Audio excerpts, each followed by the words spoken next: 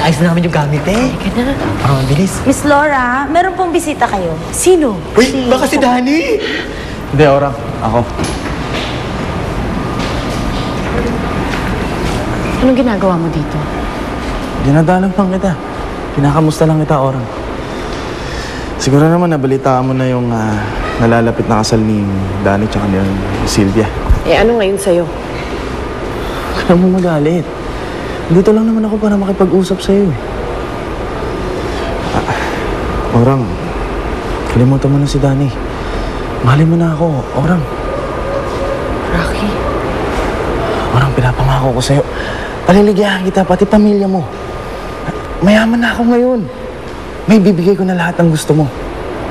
Ibaling mo lang sa akin yung pagtingin mo, Orang. Hindi ako kagaya ng iniisip mo, Rocky. Nasaktan man ako dahil sa ginawa sa akin ni Danny, pero hindi nangangahulugan na maghahanap ako ng kapalit niya kaagad. Kaya tigilan mo na ako, Rocky. Gusto ko na ng katahimikan. Orang, please. Umalis ka na.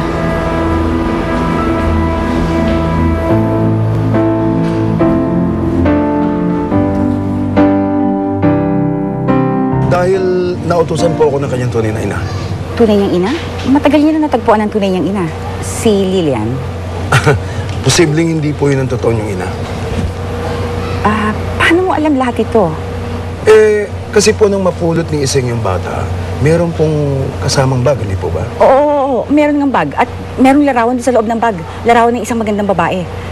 Ibig mong sabihin, yun ang tunay na ina ng sanggol? Yung nandun sa larawan? Posible. Pero hindi ko masasagot sa ngayon yan. Hanggang hindi ko nakikita yung sanggol na napulot ni Iseng. Nasaan na po siya? Doon na siya nakatira sa kinikilala niyang ina, kay Lilian. Pero hindi ka mahirapang hanapin dahil artista na ngayon si Orang. Orang? Oo, pero kung tawagin siya ngayon ay si Laura Leiva. Ang bihira. Si Orang, ang anak ni Rosenda.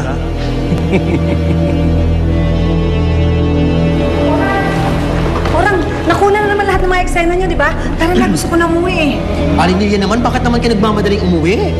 Tsaka mag-uusap pa po kami ni Miss Rosenda. Meron daw po kasing press con para sa pelikula namin. Tsaka na kayo mag-usap. Halika na, gusto ko na umuwi. Halika na. Magpapaalam lang po ako sa kanya. Hello? Gaya ng naipangako ko sa'yo. Nakakuha na ako ng impormasyon tungkol sa anak mo. Kilala ko na siya. Alam ko na kung naroroonan niya. Nasaan siya? Nasaan ang anak ko? Rosenda?